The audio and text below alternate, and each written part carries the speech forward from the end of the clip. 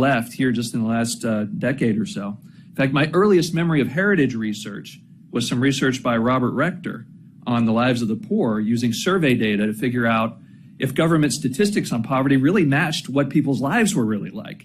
And really this book takes that work and adds in just all the best economic arguments, inflation, looking at the numbers. This book is chock full of numbers. So if you love numbers like I know Matt Dickerson does here at Heritage, you're going to love this book. So Senator Graham is going to give remarks about his book, and then we're going to follow that with a chat with our very own Distinguished Fellow in Economics, Steve Moore. But starting off, Senator Graham, we'd love to hear your thoughts. Thank you, Derek. Well, Derek, you've come a long way since cutting out newspaper articles in my Senate campaign. I always like to come to Heritage, and I appreciate very much you coming. What I'd like to do is try to just give the basic presentation of what the book covers, and then Steve and I are going to talk, and then I can answer questions. For about 30 years, there have been real questions raised by economists as to whether our basic income number that is calculated by the Census Bureau really reflects the world we live in.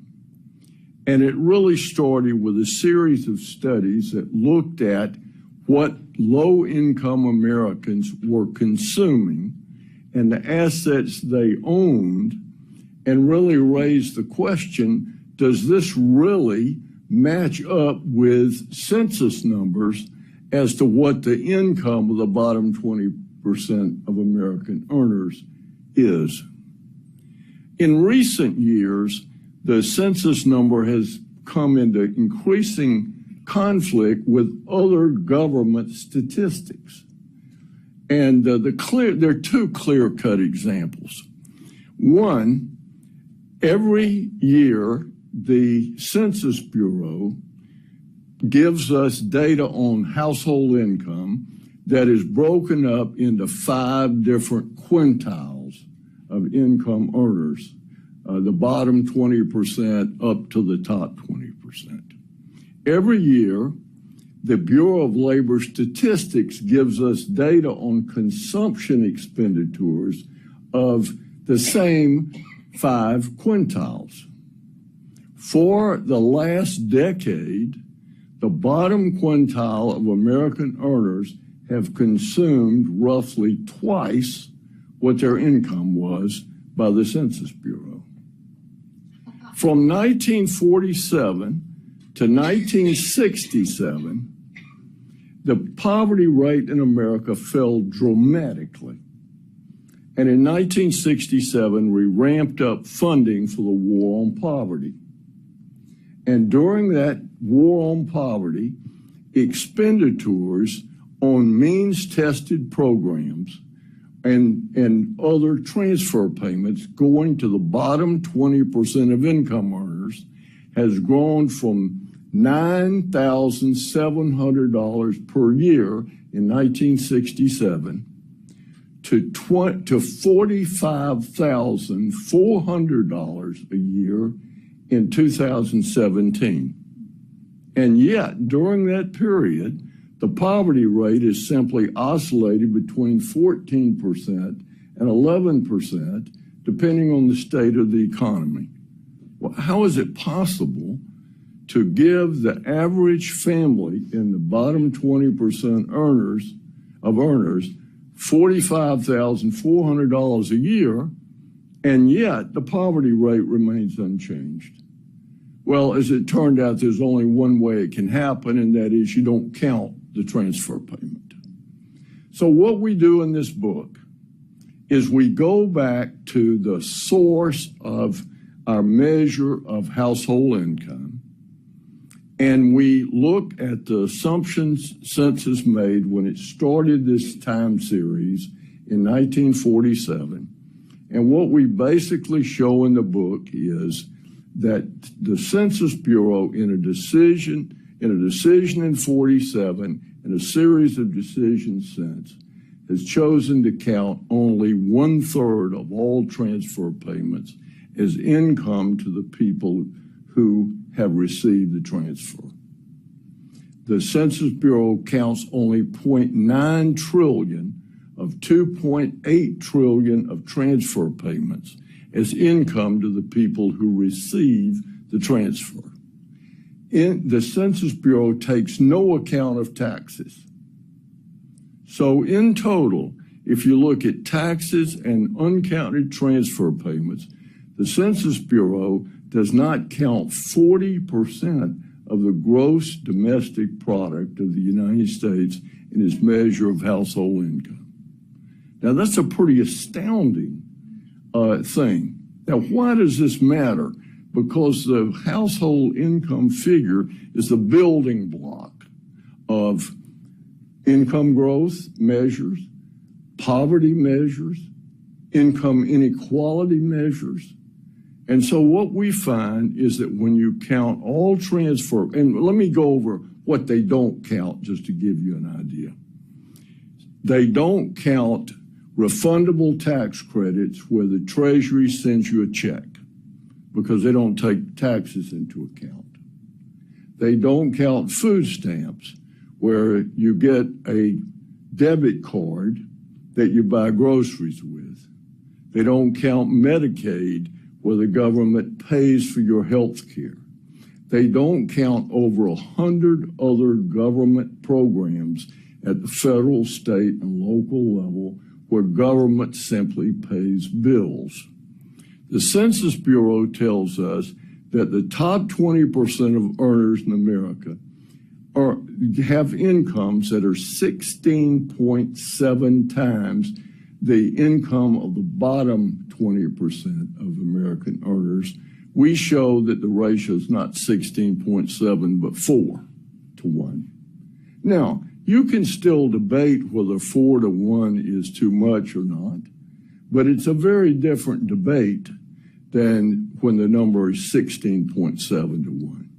We show when you count all transfer payments that the poverty rate in America is not 12%, but it's between 2 and 3%.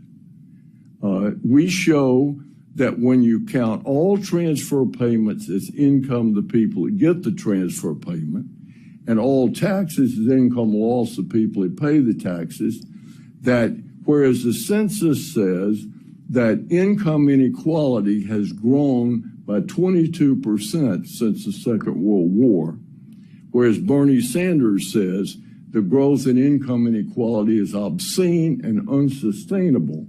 And whereas the Economist magazine says it is universally acknowledged that income inequality is growing, we show, in fact, that it is slightly lower today than it was in 1947. So we're having a debate about fundamentally changing the American economy to deal with growing inequality when, in fact, income inequality is lower today than it was 70 years ago. We look at a series of other issues. Let me just touch on 2, and then I'll sit down with Steve and we'll talk about the book. We talk about the super rich. Who are these people? How much money do they earn? Do they pay, quote, their fair share of taxes? We show that up to the 0.01% of earners that the tax rate, average tax rate, rises steadily to 40.6%. For the top 400 filers, the tax rate falls off to the mid-30s because almost all of their income comes from capital gains and because many of them give so much money away that it dramatically affects their tax rate. It is important to note also that this idea that if we simply tax these super rich, that we could have all of this government. If you took every penny they earn, you couldn't fund government for a week. If you took every penny earned by the top 1%, 1 out of every 100 Americans, you took 100% of their income, you couldn't fund the federal government for 2 months. The federal government taxes middle and upper middle income Americans for the simple reason that Willie Sutton robbed banks. That's where the money is. We look at international comparisons. The top 10% of earners in America pay a larger share of the total income tax bill, including Social Security and Medicare, than the top 10% of taxpayers in any other country on the face of the earth. The bottom 90% pay a lower share than in any other economy on the face of the earth. And finally, we look at who these people are, what do they do? And the bottom line is almost all of our discussion of inequality goes back to Plato in writing about a city-state where the quantity of wealth was primarily determined by the ownership of land and where the whole competition for income was a zero-sum game. But we don't live in a zero-sum world. You can think whatever you want to think of Bill Gates, but he didn't take his money away from anybody. He created wealth. He only owns 7% of Microsoft. Who owns the other 93%? Well, most of it's owned by pension funds, and that's our money. So this idea the rich get richer and the poor get poorer, the truth is the rich get richer and everybody else gets richer. If we had more rich people, we would be better off. That's a hard lesson for the left to learn, but it's true. You can think whatever you want to of Elon Musk, but every penny he's got, he made. And again, he provided goods and services. I don't particularly want some of the goods and services, but nevertheless, the people that buy them want them, and that's what we call economic freedom. We also look at opportunity. The left wants to make income inequality a measure of the fairness of America, but America never promised equality of outcome in the competition of life. That whole view is alien to the American ethos. What America promised, in the words of Abraham Lincoln, is a fair chance in an open way to use your enterprise and your intellect. But it never guaranteed equality of outcome. In fact, the American founders clearly viewed the world the way Will Durant has viewed it. Liberty and equality are sworn and eternal enemies, and where one lives, the other dies. And America has always chosen freedom rather than equality. But the question then is, what kind of mobility do we have? Final point. 93% of all Americans who grow up in bottom income quintile households end up as adults living in families that have more income than their parents. 63% of them rise to a higher income quintile than their parents. Now, this is over a 50-year period. So you need to understand that during that 50 years, because of the explosion in transfer payments, the number of prime work age persons in the bottom quintile who actually work fell by about 50%. So once you drop out of the labor market, you basically stunt your economic opportunity. And so the number could even be higher if we could get people back into the labor market, because that's where opportunity is.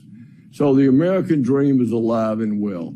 Don't be put off by the graphs and charts. There's nothing complicated about the book.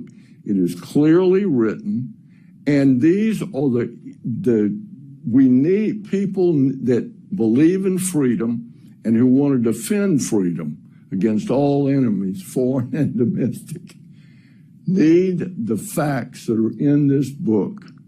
They arm people who want to stand up for the American economic system.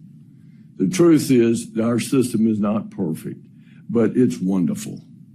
And it has served so many of us. It is so routine for ordinary people to do extraordinary things in America that we we don't even think it's extraordinary. So, Steve?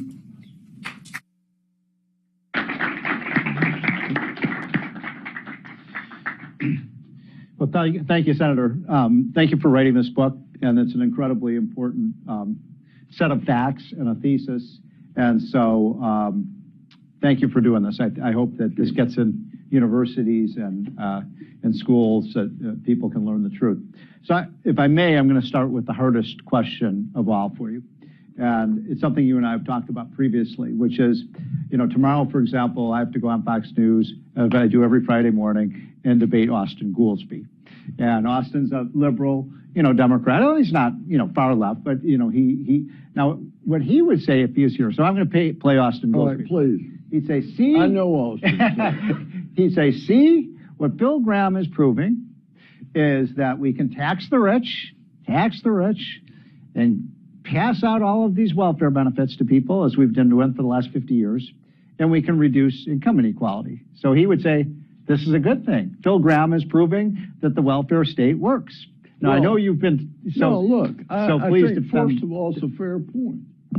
There's no doubt about the fact that you can raise the income of bottom-level earners by redistributing wealth. But I think it's important to remember that when Lyndon Johnson set out to declare war on poverty, his objective was not to redistribute wealth. His objective was to empower poor people to use their talent and their God-given ability to advance themselves and their family. And I think the right response to Austin Goolsbee is to basically point out that when all of these massive new transfers started in 1967, that 68% of prime work-age people in the bottom quintile worked. Today, that number is 36%. Wow. So basically, we have dealt with abject poverty. There's no doubt about that. There are people that are poor in America today, 2 to 3%, but they've fallen through the cracks. The system is not reaching them and providing more food stamps and housing subsidies and 106 other programs is not going to change their problem. They have problems related to severe mental illness, drug addiction, and we're going to have to reach them in another way than the poverty program. So the point is, if we could get those people working, and one of the points we make in the book, this is not about the people that put this book together and the statistics weren't trying to make political points. We were trying to get the facts straight. But one thing that is obvious, if you're going to provide $50,000 a year to the average household in the bottom 20% of earners, you're going to have a mandatory work requirement, as we did for aid to families with dependent children during the Clinton administration. So thank you for saying that, because I couldn't agree more, that has to be a central part of going forward with these payments, is that people have to work. And it seems to me, in looking at the evidence, and you were still in the Senate when that welfare reform bill passed, which seemed to me to be a huge social policy advancement and that was, the Republicans in the House and Senate, and to his credit, a Democratic president who signed it after vetoing it 2 or 3 times, but he did sign it into law. And there's a lot of research that seems to suggest that it really worked, that people there's a lot of hard evidence that it was the most successful social reform of my congressional career. A huge number of people that were on aid to families with dependent children took jobs, became independent, raised their income, and look, so much of life and happiness is achievement of something that belongs only to you and people who love you. It's not somebody giving you stuff, deals with a certain set of problems, but it doesn't provide what in the end makes people happy. And I want welfare reform not because the money it saves, that's important. And God knows that I'd like to save money in Washington, D.C., but I want welfare reform because of the lives of people it saves. It cannot be a good thing for people or for the country to have people sitting around all day watching television, and unfortunately many of watching television and on programs like disability using drugs. I think it's a reform that's needed for the well-being of the very people who will hopefully have their behavior affected. So on the other side of the income scale are the super rich, and I'm one of these people who likes super rich people. But the argument would be made by some of our friends on the left that we can just keep raising, if we want a more equalized income, we could just keep raising taxes on the rich. You know, we can go from, I think right now we have about a 40% tax rate. Let's go to 50 or 60 or 70. I think when Reagan came in, the top rate was 70%. Should we move back in that direction? Well, look, I think first of all, before we let liberals get carried away with that direction, we need to go back and look at the facts, which we do in this book. When the rate was 91%, when John Kennedy became president, the actual taxes collected by the top 1% of earners as a percentage of their income was lower than the rate is today. In other words, we were collecting less from the top 1% when the marginal rate was 91% than we are collecting today at 37%. And as President Kennedy said in proposing reducing the rate, we're not collecting taxes, we're simply inducing people to waste vast resources avoiding taxes. Amazing.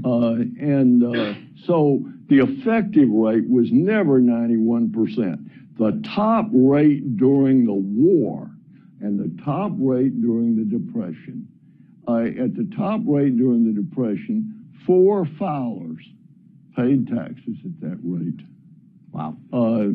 For all practical purposes, nobody paid those taxes. So when Bernie Sanders says, well, hell, we had prosperity in America when the tax rate was 91%, and here you're complaining about 50.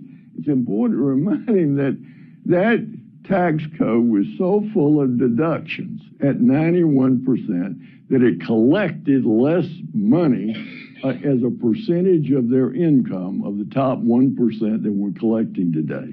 So you also were there and played a big part in the 1986 Tax Reform Act, which lowered the top tax. When Reagan came in, it was 70%. That was lowered to 50%, in no small part because of your work.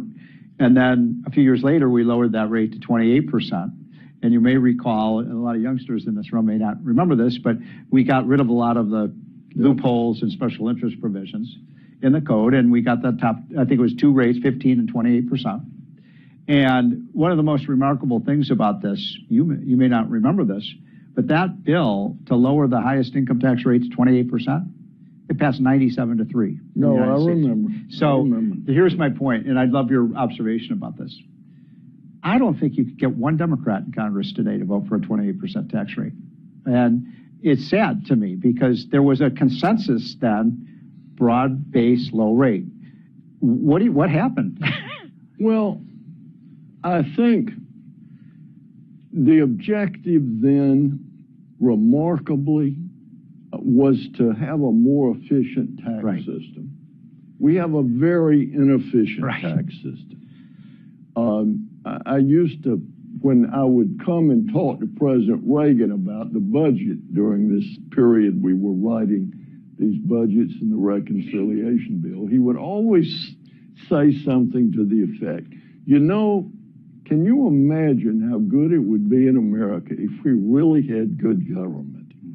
Even after our program was adopted, there was still so much more we could do. And what we did in 1986 is we didn't lower taxes. We simply took all the underbrush out of the tax code and lowered marginal rates. Right. And as a result, within 2 years, we were collecting more revenues than we were at the 50% tax rate. And all of these deductions and credits distort the flow of capital, lower productivity, and hurt the country. So if I could snap my fingers and eliminate every deduction credit period and lower the rate in a commensurate way, I don't snap my fingers very well, but I would do it. One of the people who voted for a 28% tax rate back then was Joe Biden. That's right. I was there. What happened? I mean, in other words, if you look at what he's done in the last 22 months, in all these bills they've passed, all they've done is exactly the opposite. They're adding, tax credits for windmills and solar panels and burst fund and this and that and the other thing. And so we're now narrowing the tax base and we're raising rates. And would you agree that's the wrong thing to do? Well,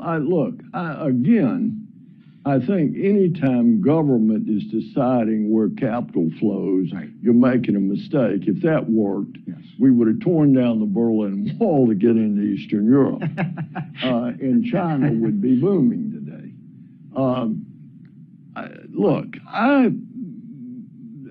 Joe Biden is a decent human being. And I never had, I didn't find it to my advantage to get into spitting contests with people. So I found something about everybody I liked.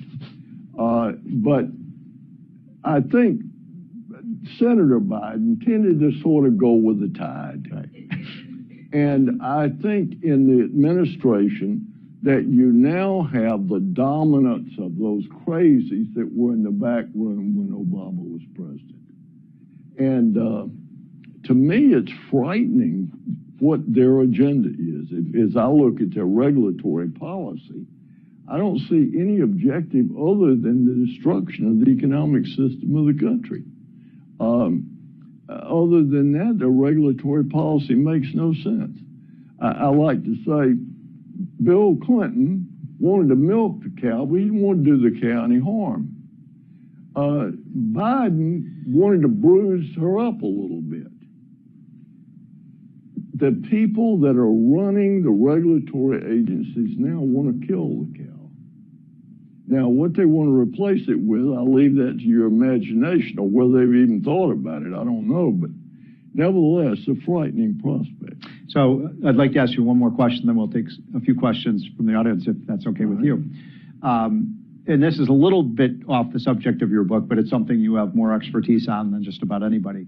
And that is, we've seen $4 trillion of new spending in the last year and a half, which is more money than we spent adjusted for inflation than to fight World War II. So we've never seen in my lifetime anything like this fiscal recklessness. And I'm worried as an economist about a financial crisis as a result of this massive increase in debt and spending. I was thinking the first time I met you, Senator, was actually here at Heritage Foundation when you came over here in, I guess it was 1986 when you did the Graham Rudman. Was that, what year was that? 86, 85. And that was quite an accomplishment. We put in some guardrails on spending, and actually spending did come down for a few years until Congress abandoned it. How worried are you about where we are financially in this country? Am I being too dour? We can't continue to borrow like this. First of all, I wrote Graham Rudman because I couldn't get anybody to take spending seriously.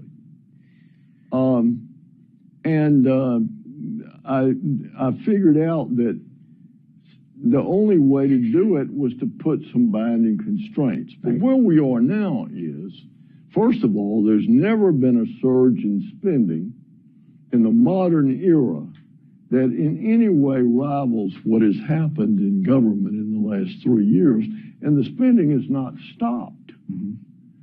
If you look at this so-called deficit reduction bill that none of the tax increases go into effect until after the presidential election, but all the spending goes into effect immediately.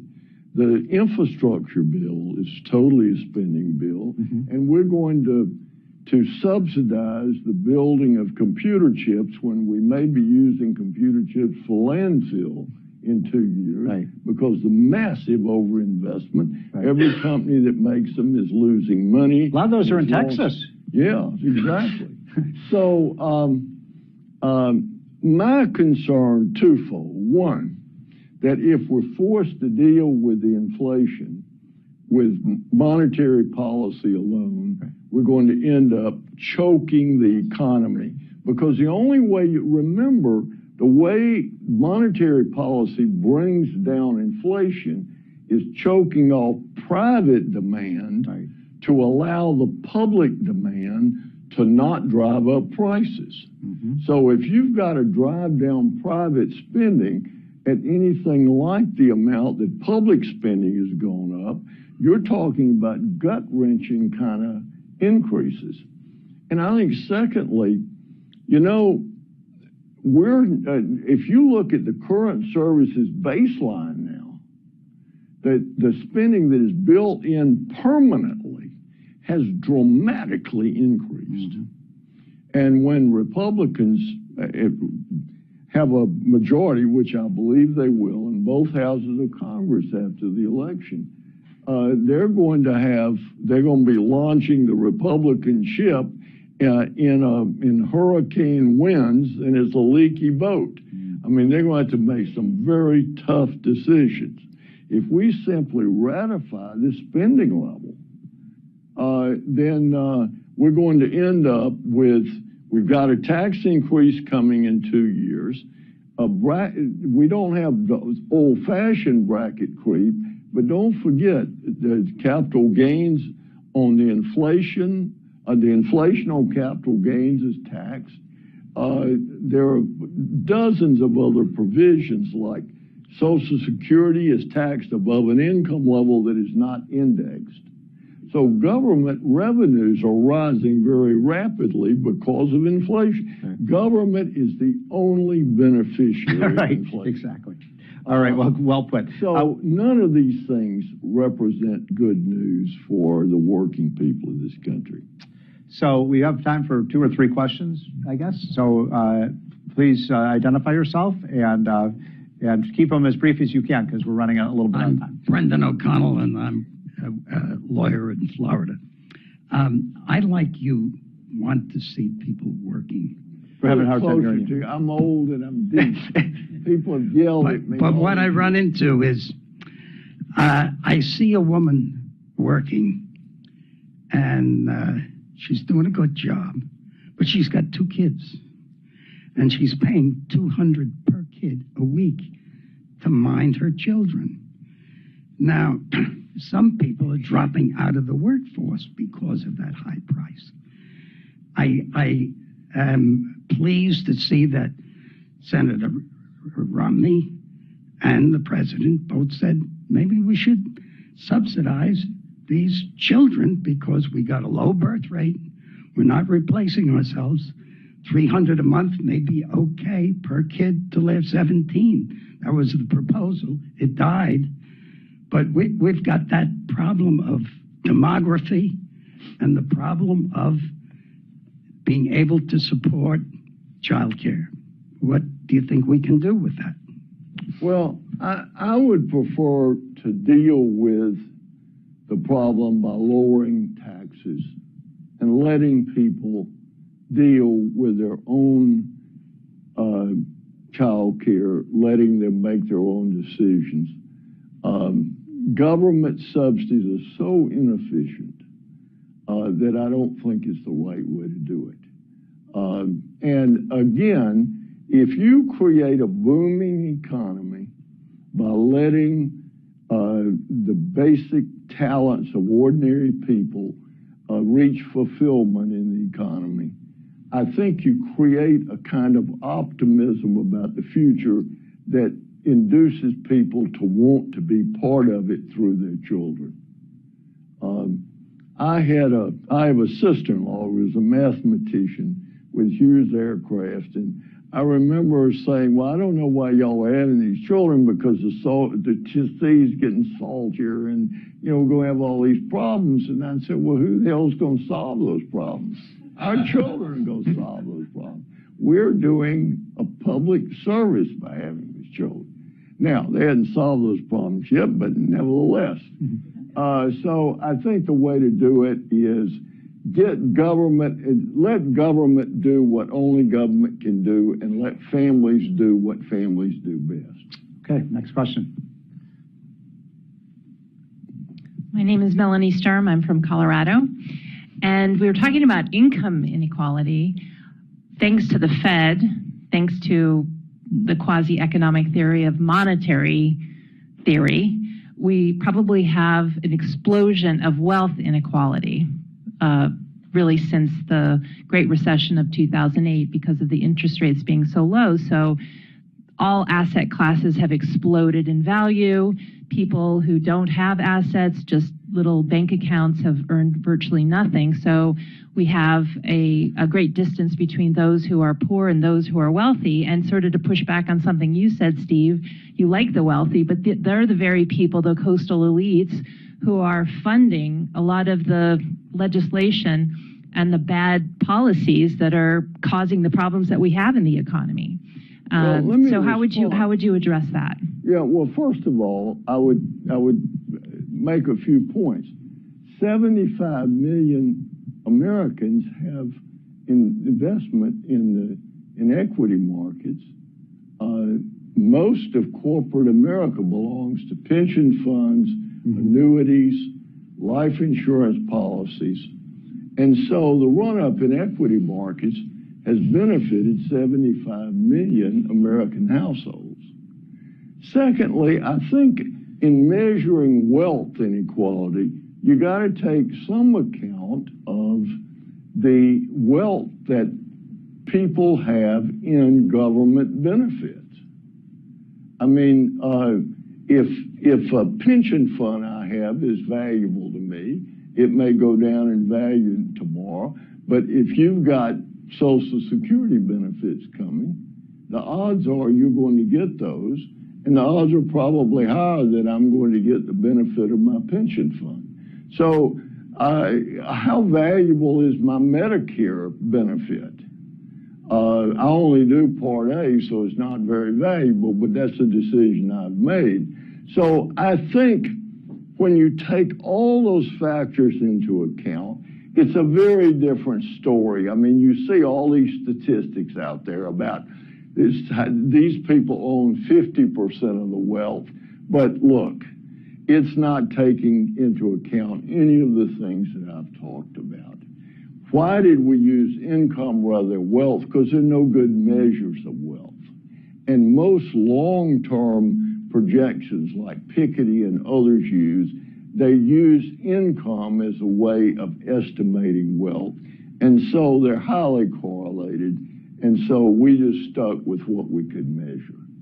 So look, would it be better if more people were better off? Yes. But the point is that the way to make them better off is not with more government transfer payments. It's with a stronger, more vibrant economy, I would argue. And, you know, the world is not totally fair. If you get a choice, be born brilliant and beautiful and rich. But being born ordinary and plain and poor is not a disqualification in America. People that are ordinary and plain and poor or grow up that way succeed in America every day and do so at extraordinary rates. Senator, you're just saying that's because you're so beautiful, right? No, no. I think we have one more question over here. Okay, we'll two more. We got to make these quick, though. Yeah, sure. It is quick. Bill Walters in College Park. Steve sent around a note yesterday telling us that Washington, D.C. is awash in homeless. Do those people figure in your statistics? Yeah, look, they're the 2 to 3% that you see in Washington, you see in Austin, you see in San Francisco, and these are people that they haven't applied for food stamps, they haven't applied for rent subsidies, they have fallen through the cracks. Many of them have significant mental problems, and they're not being reached by these programs. And if we want to deal with them, we cannot do it by simply spending more money on these general programs. We have got to have some old-fashioned programs where somebody goes out and figures out what their problem is and tries to help them. All right. Well, we have reached our time limit. Let this lady ask. All right. Well, sorry. Go ahead. I'm Barbara Bluey. Follow up on your leaky boat analogy. Is it isn't just that there's some holes in the boat poked in there by people who made stupid policy decisions, but there's a lot of heavy stuff in the boat that has to do with their decisions to spend too much money. What can a new Congress do to get rid of that excess cargo that we need to get rid of? What Reagan did in 1981. Yeah. Cut spending. Look, we just had the government spend as much in 2 years as it normally spends in 3 years. There is money, the state and local government, the federal government, all wash in money. Yeah. We need to pull some of that money back. We need to reduce government spending. And look, Republican priorities, we want to increase defense. We would like to make the tax cuts permanent. They're going to expire the last day of 2025. We're not going to be able to do any of those things if we cannot bring spending under control. Look what happened in Britain. You know, people want to say, well, the prime minister in Britain tried to do what Reagan tried to do. She didn't. Reagan had a dramatic budget program to reduce spending, and everybody, because of the way the story is told, remember that Reagan cut taxes, but they don't remember that Reagan cut spending. As a percentage of GDP, government was 1% smaller the day Ronald Reagan left Washington than the day he came. Non-defense spending was 1.5% as a percentage of GDP lower. Defense was 0.5% bigger.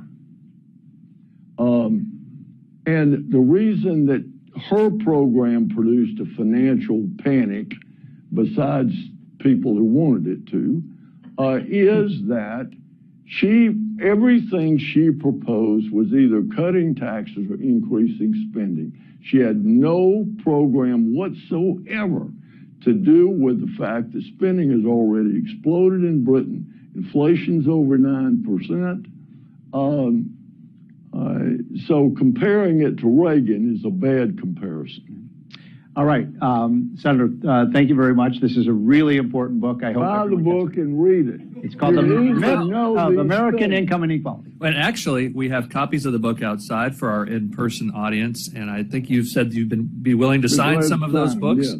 As long as there's no check attached. I, for one, am going to keep my sweatshirt just in case. Oh, just in case. And I want to thank you all. Collector's item. There were few of those ever purchased. That's right. So I want to thank you all for being here. Thank you to our online audience. And let's thank our Senator Phil Gramm and Steve Moore. Thank you, Senator. Fantastic.